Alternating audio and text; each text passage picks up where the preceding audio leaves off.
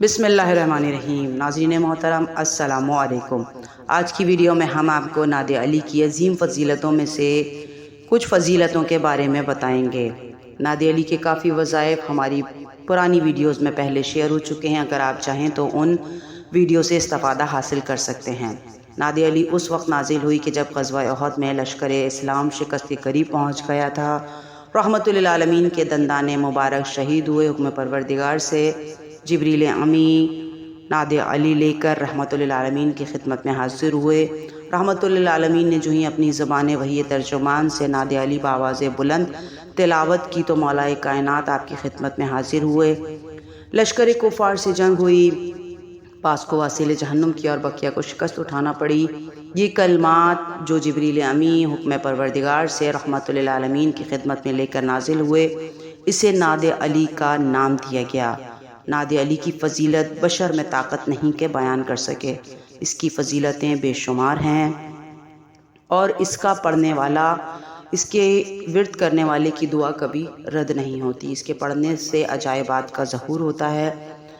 چند فضیلتیں نعت علی کی ہم آپ کے سامنے بیان کرتے ہیں۔ دیکھیے، اگر کوئی شخص فقر و پریشانی، غم و رنج میں مبتلا ہے اور انتہائی تنگ دستی کی زندگی گزار رہا ہے تو اس شخص کو چاہیے کہ روزانہ 18 مرتبہ نعت علی کا ورد کر لے۔ انشاءاللہ تعالیٰ اس کی جو بھی پریشانی ہے، جو تنگ دستی ہے، وہ فراوانی رزق میں بدل جائے گی۔ خلوص نیت کے ساتھ روزانہ ورد کیجیے، انشاءاللہ تعالیٰ اللہ آپ کو آسانی عطا فرمائے گا۔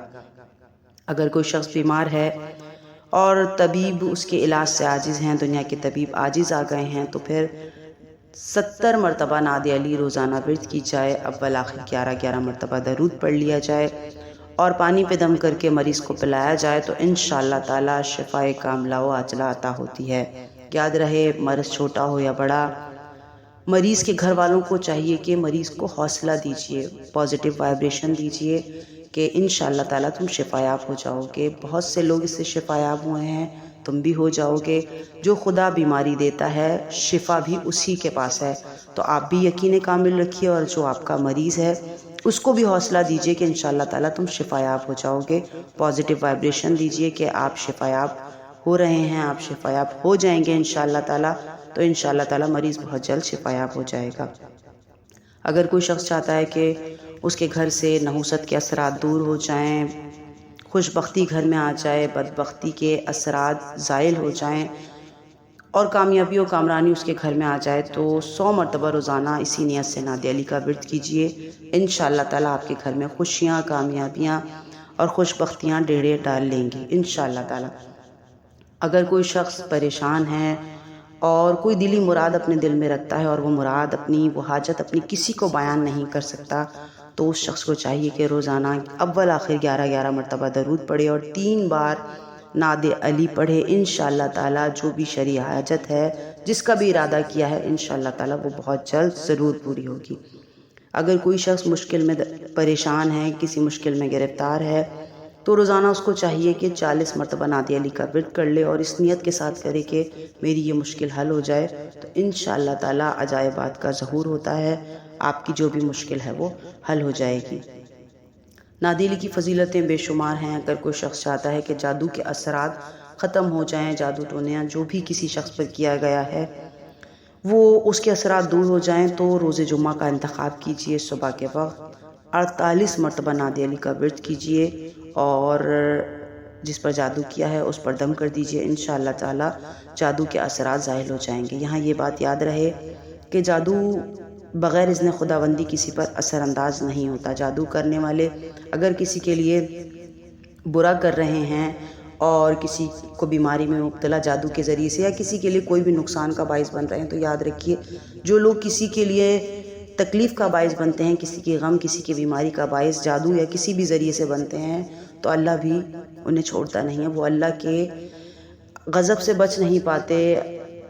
بدی اور برائی ان کا، جہنم ان کا مقدر قرار پاتی ہے۔ وہ دنیا میں بھی اللہ کے نزدیک لعنت کے مستحق قرار پاتے ہیں اور روز محشر بھی لعنت کے مستحق ہی قرار پائیں گے۔ تو اگر آپ نے دنیا میں کسی کے ساتھ برا کیا ہے تو دنیا میں بھی آپ کے ساتھ برا ہوگا اور آخرت میں تو ہونا ہی ہونا برا ہے۔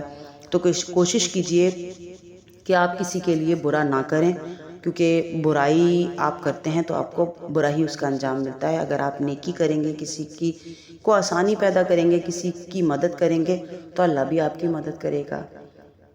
تو کوشش کیجئے کہ آپ کی ذات سے کسی کو کوئی نقصان نہ پہنچے۔ جادو ٹونا کرنا کوئی اچھا عمل نہیں ہے۔ جو لوگ دوسروں کے لیے جادو ٹونے کروا کر لوگوں کے زندگیوں کو یا کسی کے گھر کو خراب کرتے ہیں تو وہ پھر اپنے گھر کو خراب کرنے کے لیے بھی تیار ہو جائیں، کیونکہ مقافات عمل اٹل ہے۔ جیسا آپ کرتے ہیں ویسے ہی آپ بھرتے ہیں۔ اگر کوئی شخص چاہتا ہے کہ نظر بد کے اثرات دور ہو جائیں اور جو بھی دشمن ہیں ان کی زبان بند ہو جائے اور ان کے شر سے محفوظ رہا جائے، تو 30 مرتبہ نعت علی کا روزانہ ورد کر لیجئے، اپنے پر دم کر لیجئے، اپنے گھر والوں پر دم کر دیجئے، تو انشاءاللہ تعالیٰ چشم بد کے اثرات دور ہو جائیں گے، اور جو بھی دشمن ہیں، جو بھی کوئی برا ارادہ رکھتے ہیں یا نقصان پہنچانا چاہتے ہیں، تو انشاءاللہ تعالیٰ وہ آپ کو کوئی نقصان نہیں پہنچا پائیں گے۔ کوشش کیجیے آپ کی ذات سے نیکی پھیلے، آپ کسی کی خیر کا باعث بنے، کسی کے لیے آسانی پیدا کیجیے، اللہ آپ کے لیے آسانیاں پیدا کرے گا۔ لوگوں کی باتوں کو، لوگوں کی ناپسندیدہ باتوں کو سن کر آگے پبلک نہ کیجیے۔ اگر آپ لوگوں کی باتوں کو ادھر سے ادھر لگائیں گے تو یہ اللہ کے نزدیک انتہائی ناپسندیدہ عمل ہے۔ کوشش کیجیے نیکیاں پھیلائیے تاکہ اللہ بھی آپ کے حصے میں نیکیاں ہی لائے۔ اچھا کیجیے، اچھا ملے گا۔ جو برا کرتے ہیں ان کے حق میں پھر برا ہی ہوتا ہے۔ ویڈیو اچھی لگی ہو تو دوسروں کو شیئر کیجیے۔ بے شک نیکی پھیلانا بھی صدقہ ہے۔ جزاک اللہ۔